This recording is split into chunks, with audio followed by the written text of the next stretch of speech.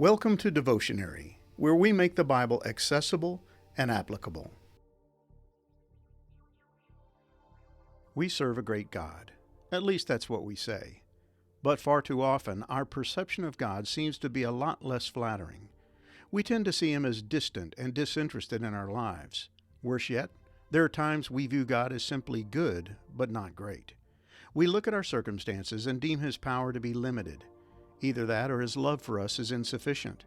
And when we have a less-than-flattering view of God, it changes the way we interact with Him. Our obedience becomes spotty. Our faithfulness can grow weak and wavering. And the same thing was true of the Israelites in Moses' day. That's why in Deuteronomy chapter 10, verses 12 through 22, we have Moses reminding the Israelites of God's greatness and the need for them to fear, love, and serve Him. Their lives were to reflect His nature, emulating His mercy, love, and justice. As His children, they were to exhibit His character in every area of their lives.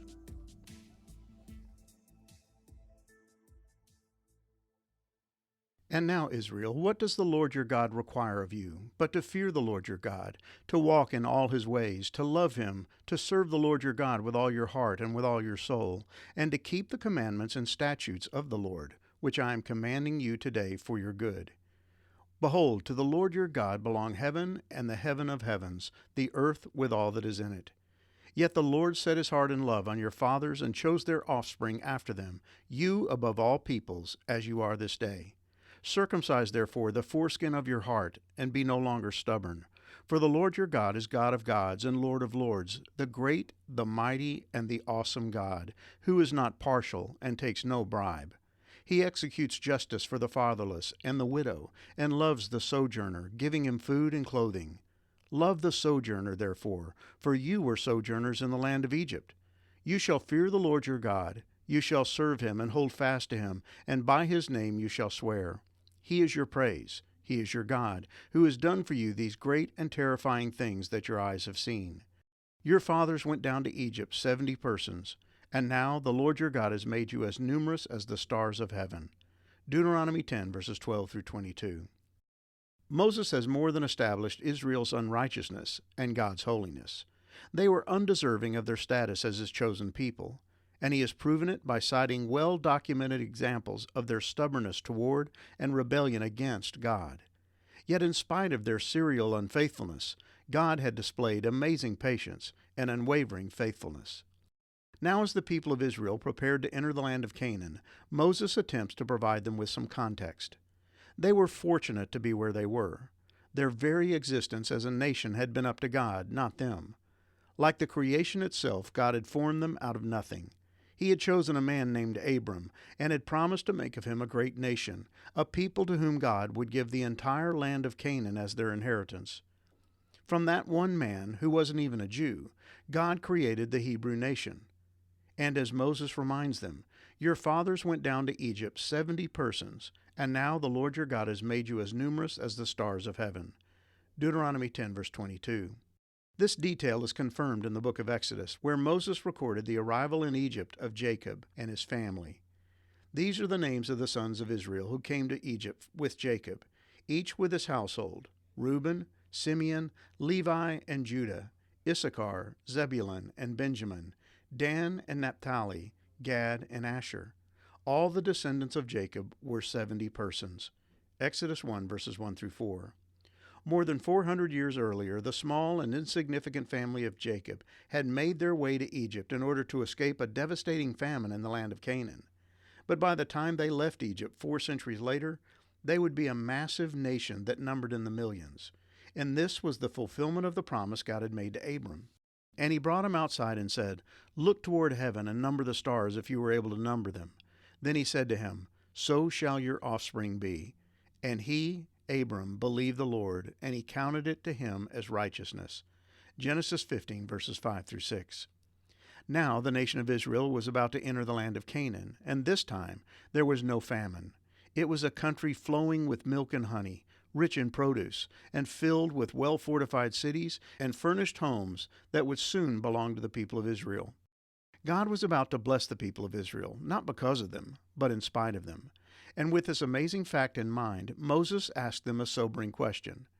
"And now, Israel, What does the Lord your God require of you? Deuteronomy 10, verse 12.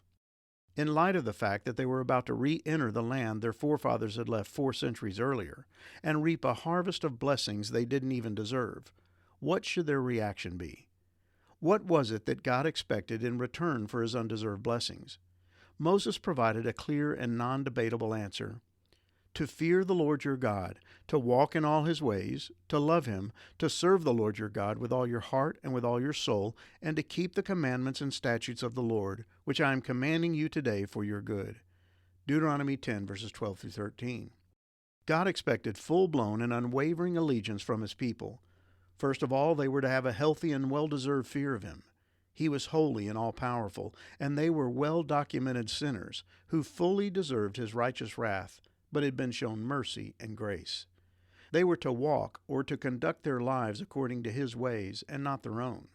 They were to live by his rules in every area of their lives, refusing to compromise their convictions by following the ways of the Canaanites. And their love for God was to be evidenced by tangible and visible displays of service and obedience. God wasn't going to be satisfied with robotic-like rule-keeping. He wanted obedience that flowed from the heart and soul and was a byproduct of their love and affection for him. He desired that they keep his commands because they loved and trusted the giver of the commands. And just in case they had missed the point in all that he had said to them, Moses reminded them one more time of the unique privilege they enjoyed as God's chosen people. Look, the highest heavens and the earth and everything in it all belong to the Lord your God. Yet the Lord chose your ancestors as the objects of his love. And he chose you, their descendants, above all other nations, as is evident today. Therefore change your hearts and stop being stubborn. Deuteronomy 10, verses 14 through 16. Again, notice the emphasis on the heart. Their problem was not an ignorance of God's laws. They knew them well. They were suffering from a heart problem, and it would prove to be a long-term hereditary ailment that plagued the nation of Israel for generations. Hundreds of years later, God would indict them for their heartless worship of him. These people say they are mine. They honor me with their lips, but their hearts are far from me, and their worship of me is nothing but man-made rules learned by rote. Isaiah 29:13. And centuries later, Jesus would use this very same passage to call out the Jewish people of his own day. You hypocrites! Isaiah was right when he prophesied about you, for he wrote, These people honor me with their lips, but their hearts are far from me. Their worship is a farce, for they teach man-made ideas as commands from God. Matthew 15, verses 7 through 9. God demanded heartfelt obedience, not ritualistic and legalistic adherence to a set of rules. And Moses reminded the Israelites that their God wasn't going to allow them to simply go through the motions. For the Lord your God is the God of gods and Lord of lords. He is the great God, the mighty and awesome God, who shows no partiality and cannot be bribed. Deuteronomy 10, verse 17. They weren't going to be able to fool God with their outer displays of conformity to his laws. He could see into their hearts, and he would know whether they were acting out of love or legalism. Their actions, if from the heart, would display the character of God, including his love of justice and mercy. He, God, ensures that orphans and widows receive justice. He shows love to the foreigners living among you and gives them food and clothing. Deuteronomy 10, verse 18.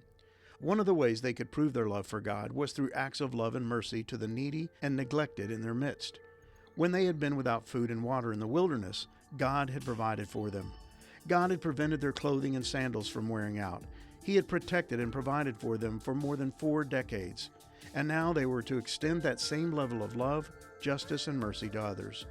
Hundreds of years later, the prophet Micah would document this divine expectation on the people of God. He has shown you, O mankind, what is good. And what does the Lord require of you but to act justly, to love mercy, and to walk humbly with your God? Micah 6, verse 8. God expects his people to love as they have been loved. He demands that they extend to others the same level of grace, mercy, justice, and love that they have received from him. And as Moses made clear, God also expected that his people remain committed to him and him alone. You must fear the Lord your God and worship him and cling to him. He alone is your God, the only one who is worthy of your praise. Deuteronomy 10, verses 20 through 21. He is great, mighty, and awesome. He is loving, gracious, and kind. He is just, holy, and righteous. and He longs for His chosen people to reflect His character in all that they do.